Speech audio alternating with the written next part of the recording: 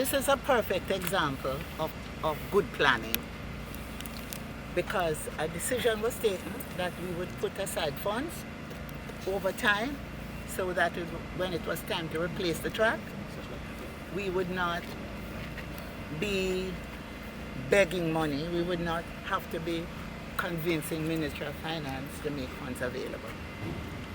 So funds were being put aside gradually over time through the Sports Development Foundation so we could replace the track.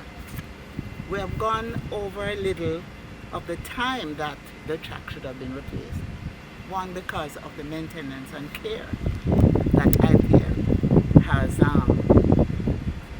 has implemented over the years. So we got a little bit more out of the track, but we felt that now is the time to do it rather than wait until people start complaining about the condition of the track. The entire stadium complex, and particularly the National Stadium, will be, I would say, based on the plans we have, you could say rebuilt.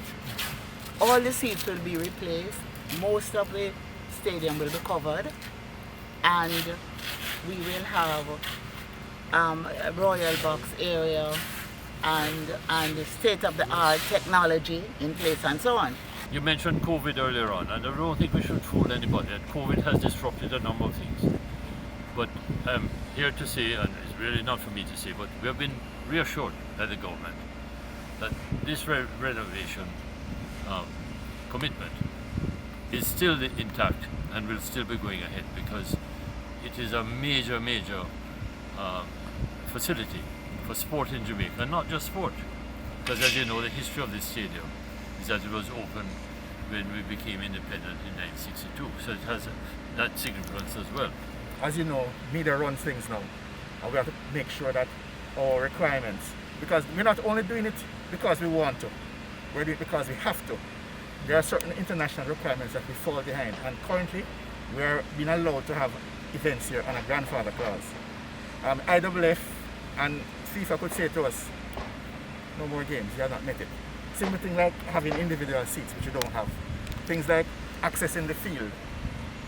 Spectators, officials and players should not enter the field on the same thing. Having a proper dedicated doping control center. These are no requirements. So that's part of the development plan. We are an international venue.